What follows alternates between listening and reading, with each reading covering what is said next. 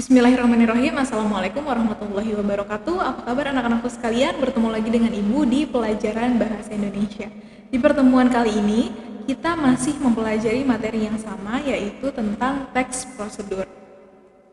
Kompetensi dasar kita hari ini yaitu menelaah struktur dan aspek kebahasaan teks prosedur tentang cara melakukan dan membuat sesuatu dari berbagai sumber yang dibaca dan didengar. Jadi hari ini kita akan mempelajari apa saja struktur dan juga aspek kebahasaan dari sebuah teks prosedur. Tujuan pembelajaran kita hari ini diharapkan nanti setelah kalian selesai belajar, kalian mampu untuk menelaah struktur dan juga aspek kebahasaan dari teks prosedur yang dibaca dan didengar dengan baik. Kalau begitu langsung saja kita mulai materi yang pertama. Di sini ada struktur teks prosedur. Ada 3 struktur teks prosedur. Yang pertama adalah pernyataan umum. Apa sih pernyataan umum? Pernyataan umum ini di dalamnya berupa pengantar yang menjelaskan pengertian, manfaat, serta tujuan dari teks prosedur yang dibuat. Jadi misalnya kalian membuat teks prosedur tentang cara melakukan sesuatu atau cara membuat sesuatu. Kalian bisa menjelaskan dulu apa sih yang mau kalian buat. Misalnya kalian mau membuat kue, kalian bisa memberi pengantar dulu menjelaskan kue apa yang akan kalian buat dan tujuan dari teks prosedur yang nanti kalian akan tulis, seperti itu. Struktur yang kedua adalah langkah-langkah. Nah, di dalam langkah-langkah ini terdapat tahap-tahap yang tersusun secara sistematis dan juga kronologi. Nah, di langkah-langkah ini karena teks prosedur merupakan teks yang menyajikan cara melakukan sesuatu ataupun cara membuat sesuatu, jadi struktur berupa langkah-langkah ini adalah merupakan poin penting dalam pembuatan teks prosedur.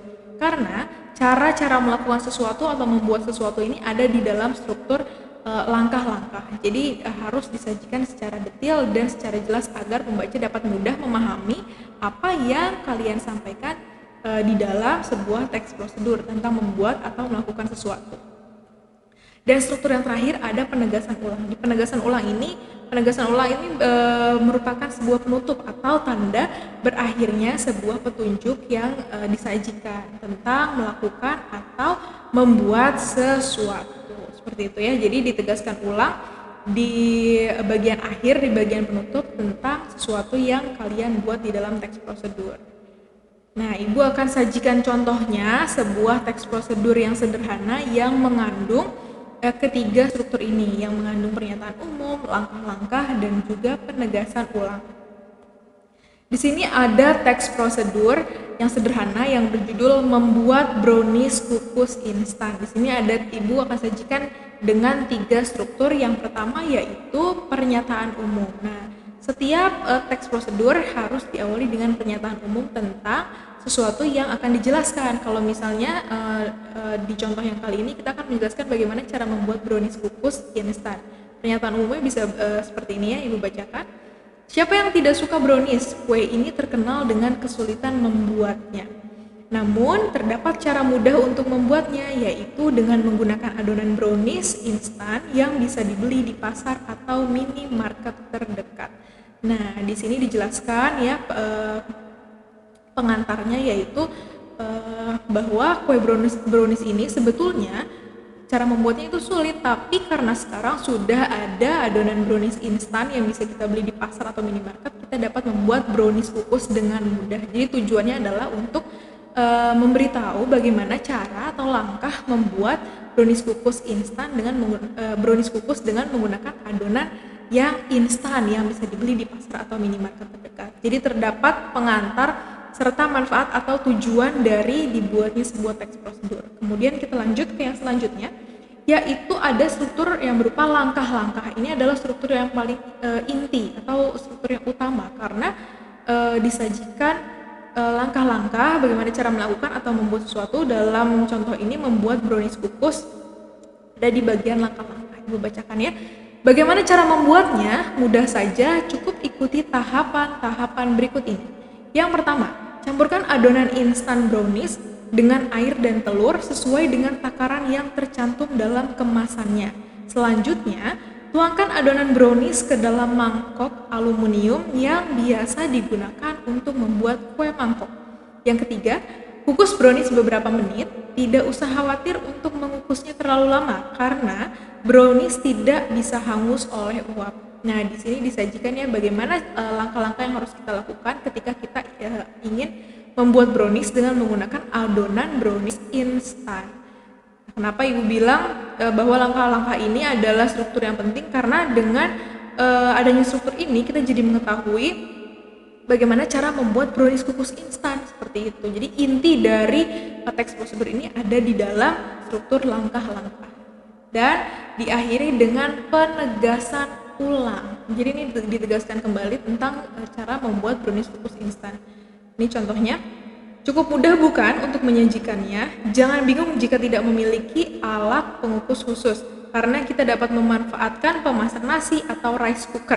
Kita juga dapat menambahkan topping agar brownies terasa lebih nikmat. Jadi dijelaskan ulang sekaligus menutup teks prosedur, gitu ya. Dijelaskan bahwa ternyata cara membuat brownies kukus ini mudah dan tidak perlu khawatir ketika kita tidak memiliki pengukus khusus karena kita bisa menggunakan alat lain seperti penanak nasi atau rice cooker seperti itu. Dan di sini juga dijelaskan bahwa kita bisa menambahkan topping agar brownies ini terasa lebih nikmat dan terasa lebih indah seperti itu ya. Jadi penegasan ulang ini berupa penutup dari sebuah teks prosedur. Mudah-mudahan dapat dipahami ya tentang struktur. Jadi diingat-ingat struktur teks prosedur ada 3, yaitu pernyataan umum, langkah-langkah, dan juga penegasan ulang. Kita lanjut ke kaidah kebahasaan teks prosedur. Ada 5 kaidah kebahasaan teks prosedur. Yang pertama yaitu kata kerja imperatif, yang kedua konjungsi urutan kegiatan, yang ketiga kata penunjuk waktu, keempat ada kata teknis, dan yang terakhir ada deskripsi alat. Kita akan bahas satu persatu mulai dari kata kerja imperatif. Kata kerja imperatif ini merupakan kata yang menyatakan sebuah perintah, keharusan maupun larangan. Jadi diingat ya, kata kerja imperatif itu tidak selamanya merupakan kata perintah, tapi bisa juga merupakan kata keharusan atau larangan.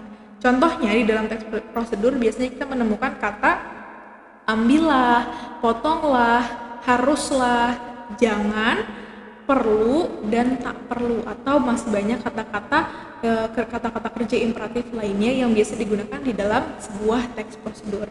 Kemudian kaidah kebahasaan yang kedua yaitu konjungsi urutan kegiatan.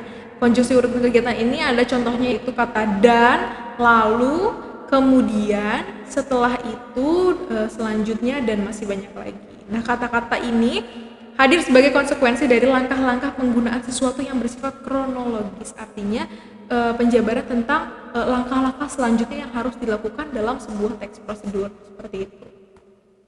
Kemudian kaidah kebahasaan yang ketiga yaitu kata penunjuk waktu. Contohnya ada kata beberapa menit kemudian, setengah jam, dan masih banyak lagi kata-kata yang merupakan kata penunjuk waktu. Biasanya kata-kata penunjuk waktu ini ada terdapat banyak di dalam sebuah resep makanan gitu ya. Jadi lebih banyak ada di teks prosedur yang menyatakan atau mengungkapkan tentang bagaimana cara membuat sesuatu, terutama membuat makanan. Kita lanjut kaidah kebahasaan yang keempat, yaitu ada kata teknis. Nah, kata-kata teknis ini yang digunakan harus berkaitan dengan tema yang dibahas. Misalnya kalian menyajikan teks prosedur yang bertema tentang pertanian. Nah, di sini harus menggunakan kata-kata teknis yang menggunakan istilah pertanian juga, contohnya pembibitan, stek, regenerasi tanaman, pupuk, dan lain sebagainya. Begitu pula kalau misalnya kalian menggunakan tema-tema lain ya, jadi kata-kata teknisnya harus sesuai dengan tema yang dibahas. Kaidah kebahasaan yang terakhir ada deskripsi alat. Nah, deskripsi alat ini apabila prosedur itu berupa resep dan petunjuk penggunaan alat, akan digunakan gambaran terperinci tentang benda dan alat yang dipakai, termasuk ukuran, jumlah, serta warna. Jadi, deskripsi alat ini biasanya ada di teks prosedur yang berupa resep, cara membuat sesuatu, atau petunjuk penggunaan alat. Seperti itu, baru ada deskripsi alat. Ibu berikan contohnya, sama dengan contoh dari struktur tadi, Ibu akan tampilkan kaidah-kaidah kebahasaan yang ada di dalam contoh teks prosedurnya. Yang pertama ada 3 kata. Ada kata campurkan, ada kata tuangkan, dan ada kata tidak usah khawatir. Nah, kedua kata yang pertama ini merupakan kata perintah Jadi campurkan adonan instan brownies. Kemudian tuangkan adonan brownies. Nah, kata campurkan dan tuangkan ini merupakan kata perintah, sedangkan kata tidak usah khawatir ini merupakan kata larangan. Yang ketiganya ini termasuk ke dalam kata kerja imperatif. Diingat-ingat ya, kata kerja imperatif itu bisa berupa perintah, keharusan, ataupun larangan. Kita lanjut. Yang kedua ada kata selanjutnya. Nah, kata selanjutnya ini merupakan konjungsi urutan kegiatan. Urutan kegiatan artinya ada step-step atau langkah-langkah selanjutnya yang harus dilakukan setelah melakukan step sebelumnya. Ini kan ada di langkah yang kedua ya, artinya ini adalah lanjutan dari langkah yang pertama. Biasanya kata urutan kegiatan ini ada di langkah yang kedua atau langkah kedua dan seterusnya, tidak ada di langkah pertama. Kemudian kata yang ketiga yaitu beberapa menit. Ini merupakan contoh dari kata penunjuk waktu ya, kukus brownies beberapa menit. Ini merupakan kaidah kebahasaan penunjuk waktu. Yang keempat ada kata teknis. Nah, tadi kata teknis sudah Ibu jelaskan bahwa harus sesuai dengan tema yang dibahas. Tema yang dibahas ini adalah tentang membuat brownies kukus, artinya harus menggunakan kata teknis yang sesuai dengan tema yang dibahas ya. Kata kukus ini merupakan salah satu kata teknis yang sesuai dengan tema yang kita bahas tentang cara membuat brownies kukus instan. Dan yang terakhir ada deskripsi alat, contohnya yaitu pengukus khusus dan juga rice cooker. Ini alat yang dipakai dalam langkah-langkah membuat brownies kukus instan. Seperti itu. Jadi ada 5 ya, tadi ada kata kerja imperatif, urutan kegiatan, penunjuk waktu, kata teknis, dan juga deskripsi alat. Mudah-mudahan sampai di sini ya materi yang Ibu sampaikan mudah dipahami. Setelah ini kalian akan melakukan latihan untuk mengukur apakah kalian bisa atau mampu mengidentifikasi struktur dan juga kaidah kebahasaan ya. Kurang lebihnya Ibu mohon maaf. Wabillahi taufiq wal hidayah. Wassalamualaikum warahmatullahi wabarakatuh.